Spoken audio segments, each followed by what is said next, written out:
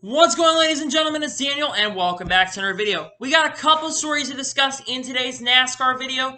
Let's just jump straight into it. So, today we're going to be first talking about NASCAR with their starting lineup procedures, their pit selection procedures, and their competition caution procedures for the upcoming races at Darlington and Charlotte Motor Speedway. Now, I'm only going to be discussing the Cup Series. I'm not going to be discussing Xfinity Series races and the Truck Series races. There's a lot to go over in this.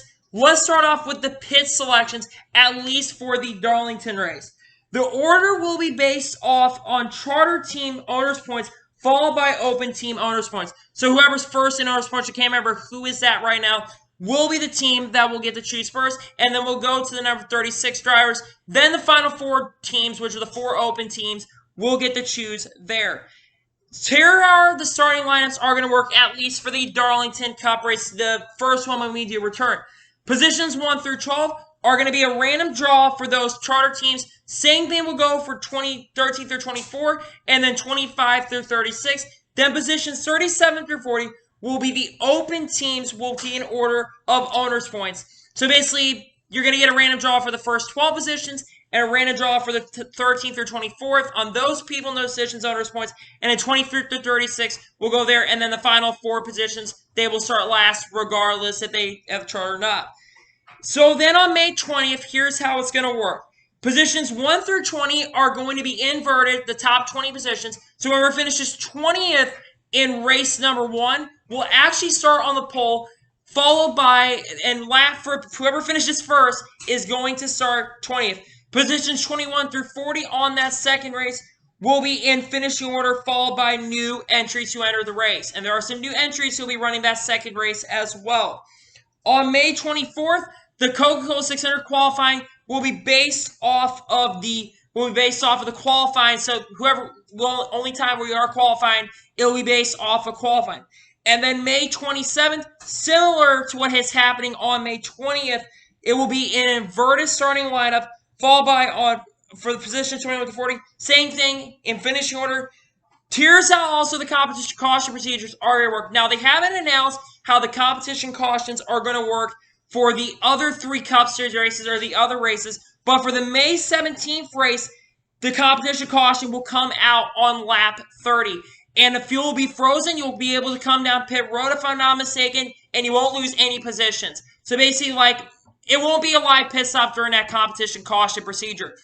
I honestly like this because it's actually going to make the races a little bit more interesting, especially for the fans watching, because you might see a lot of different winners during these 4 races because, and with how good the package has been, especially the Mile Half package this year, with the racing as good as they are, and passing is possible. That's the thing. Passing can be possible and possibly done with this package. So since these races are going to be a little bit later in the afternoon, I think Darlington is going to put on a really good show, honestly. I think Charlotte will also put on a really good show because both races with this package thing were honestly impressive last year. I think all 4 races, I'm really excited to look forward to this, but I'm also really excited because these fields are inverted, which is going to be interesting to see because that guy in 20th place could be the fastest car in the second race and possibly the first race, and they're going to have to move their way up to the front.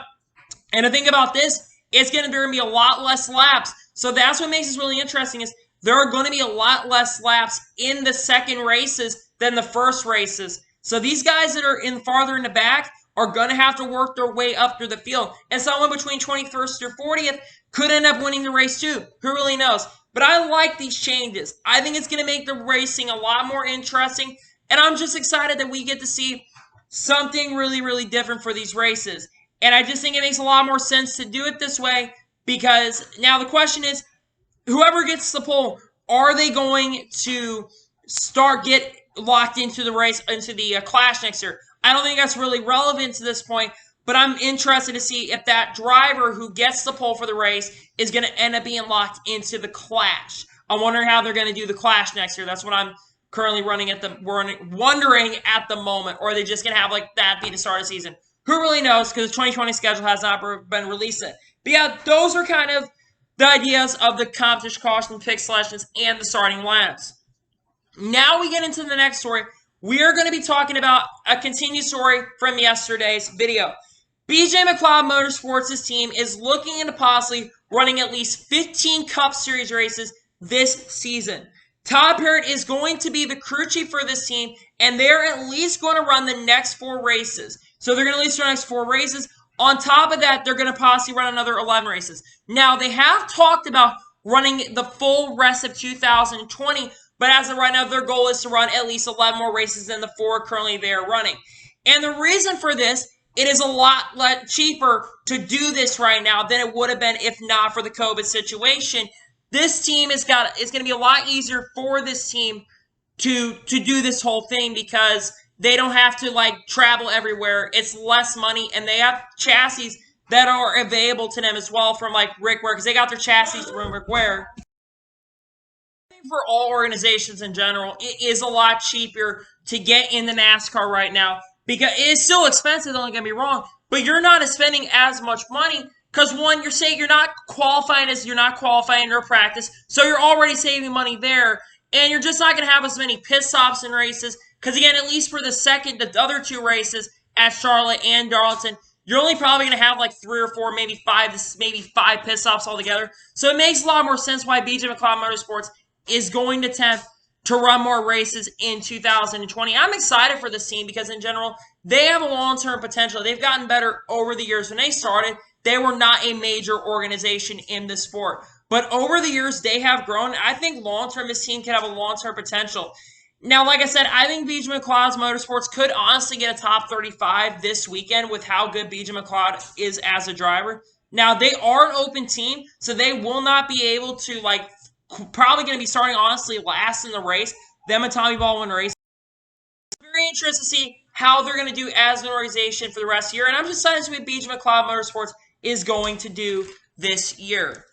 Now we get into the next story. We're going to be talking about Fox's NASCAR schedule and what their plans are for the Darlington races. Here's how it's going to work. So for the Sunday's Darlington race, Jeff Gordon, Mike Joy, and Larry McReynolds will call from the Charlotte studio, and Regan Smith will be down on pit road, like I mentioned during that video yesterday. On Tuesday, in the Tuesday booth for the Xfinity race, Adam Alexander, Clint Boyer, and Michael Waltrip will call from the Charlotte studio, and Regan Smith will call from pit road at Darlington. And finally, for the Wednesday race, Mike Joy, Jeff Gordon, and Larry McReynolds will be in the booth, and Matt Yoakum is going to be at the pit road. Makes a lot of sense that they're going to switch out at least Regan Smith for Matt Yoakum. I'm very interested to see how this is going to work. I'm wondering if they're going to be able to catch all these calls and hopefully the broadcast will be good. I just hope at least Tuesday's broadcast will be good because Clint Boyer's on it. But I'm very interested to see how Fox's NASCAR coverage is going to end up going, especially for these races. I'm just intrigued what's going to happen. Now we get into the next story, and it's kind of unfortunately sad news. Unfortunately, it looks like Myrtle Beach Speedway is likely in their final season. The track is looking at rezoning to basically become a subdivision for houses. Now, there has been a very big pushback against this because we need as many local short tracks as possible, but they haven't had a lot of sales coming into the track. I think they've only had 46 or 45.5% of what they're supposed to be getting. So their sales have not been very, very good. So it's not very surprising that that track is going away, which is a great shame because they haven't hosted a NASCAR Cup Series race, not NASCAR Cup Series, a NASCAR Xfinity Series race since 2000. So they already were at a disadvantage after losing that after 2000. And it's a great shame because it's a fantastic speedway. But it is what it is, and I wish that speedway the best luck. Hopefully, maybe there will be a pushback to be seated speedway in the future, but it doesn't look promising for that track. So there's been rumors going around that track might end up being shut down, and it's going to look like it's going to be shut down. Now we get into the next story. We're going to talk about Rick Ware buying Premium Motorsports. It looks like it is confirmed, according to Bob Pockrass, they have now control of the 15 and 27. Now, there were rumors going around that they were going to have control of the 7 and 78. That is not the case. And we'll talk a little bit more about the 27 car. But, yeah, Rick Ware Racing now pretty much has full control of 5 or 6 teams. Now, I believe it's like an agreement. So, Premium Motorsports has association with Rick Ware. Rick Ware does not have control of all 5 teams. Well, he has control of all 5 teams, but Premium gets some of that control as well. So, River Racing pretty much has control of the smaller market of teams. And this is kind of not surprising after the whole spin gate, the whole gate thing that happened at Homestead last year when they were trying to screw over Gaulding Brothers Racing. So it's not very surprising that they have control of them now. And it makes a lot of sense there. Now we get into the next story. According to Adam Stern, Sunday's Cup race will be named the Real Heroes 400. This is part of NASCAR association with the Real Heroes Project, a new joint PSA taking health workers by more than a dozen sports leagues. So that's really cool. Pretty cool that NASCAR has partnered up with them. And that's really cool that the sponsor will be the Real Heroes 400. And that will be the name of tomorrow's prediction video. Because again, prediction videos are returning to YouTube. I'm really excited about that. And now we get into the final story. We're going to be talking about a driver that is making his return to the NASCAR Cup Series. Gray Gaulding is going to run 2 Cup races, at least 2 of the next 4 Cup races this season.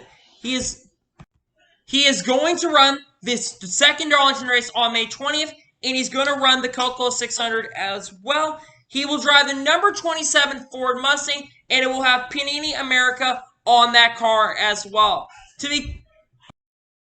America basically has gone on and helped Gray Gaulding's career over the last couple years when he was when they were over there with him in the the 0A car before Joe Graff Jr. basically took over, which he basically did pretty much nothing in that 0A car. I'm really excited to see what Gray Gaulding can do. I think he has a lot of potential. He really outshined, especially in that car last year. I think he has a really good potential, and I'm excited to see what Gray Gaulding is going to do in these 2 races. Do I think a top 30 is possible? Maybe. Who knows? But I'm really excited and intrigued to see what Gray Gaulding is going to do over that organization because he's a driver I'm very excited about. Also, paint scheme, I'm not talking about really any of the paint scheme news in this episode. I'm just going to be talking about the main stories. So that is all the main stories that I wanted to discuss with you guys today. So anyway, I want to thank you guys for watching today's video. Please like and subscribe to the channel. Turn notifications on so you'll be notified when a video does go live on my channel.